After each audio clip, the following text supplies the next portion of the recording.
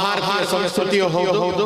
ಮೊದಲಿಗೆ ಪ್ರಾರ್ಥನೆ ಈ ಸಂಸ್ಥೆಯ ರೂವಾರಿಗಳು ಇವತ್ತು ಈ ನಾಟಕದಲ್ಲಿ ಬಣ್ಣ ಹಚ್ಚಿ ಪಾತ್ರ ಮಾಡಿ ನಮ್ಮೆಲ್ಲರನ್ನ ಮನ ತಣಿಸಲಿರುವ ಪ್ರತಿಭಾ ಅವರು ಈ ದಿನ ಮಂಡೋದರಿ ಪಾತ್ರವನ್ನು ಮಾಡ್ತಾ ಇದ್ದಾರೆ. ನಾನು ಅವರಲ್ಲಿ ವಿನಂತಿಯನ್ನು ಮಾಡ್ತೇನೆ, ಪ್ರಾರ್ಥನೆಯೊಂದಿಗೆ ಈ ಕಾರ್ಯಕ್ರಮವನ್ನ ಪ್ರಾರಂಭ ಮಾಡಬೇಕು, ಚಾಲನೆಯನ್ನು ನೀಡಬೇಕು. ನಮಸ್ತೆ.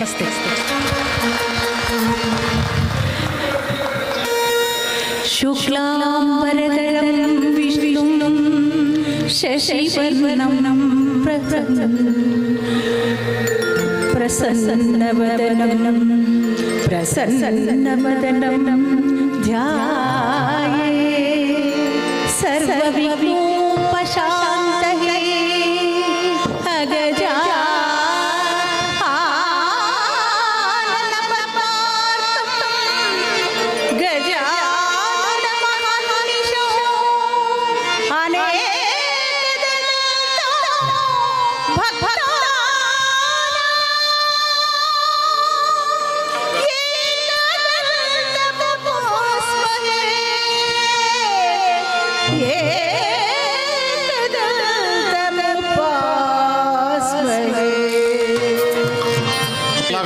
ಪ್ರತಿಭಾ ನಾರಾಯಣ ಅವರಿಗೆ ಹೃತ್ಪೂರ್ವಕವಾದಂತಹ ಧನ್ಯವಾದಗಳನ್ನು ಸಮರ್ಪಣೆ ಮಾಡುತ್ತಾ ಈಗ ಪ್ರತಿಭಾ ಕಲಾನಿಕೇತನದ 50 ವರ್ಷಗಳ ಈ ಹಾದಿಯ ಸಂಸ್ಥೆಯ ವಿದ್ಯುಕ್ತ ಉದ್ಘಾಟನೆಯನ್ನು ಮಾಡಬೇಕು ಅಂತ ಹೇಳಿ ನಾನು ವಿನಂತಿಯನ್ನು ಮಾಡ್ತಾ ಇದ್ದೇನೆ.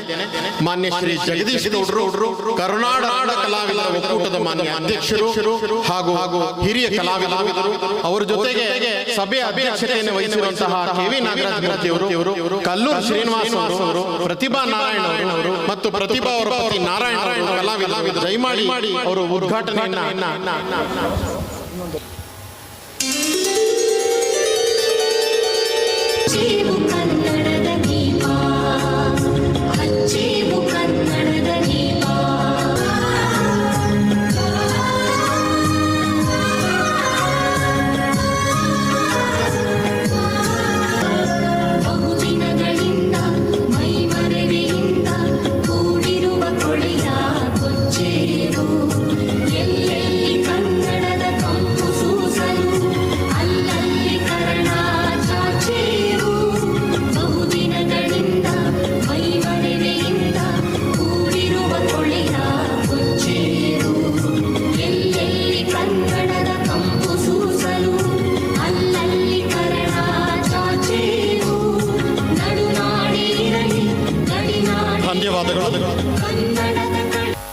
ಎಲ್ರಿಗೂ ನಮಸ್ಕಾರ.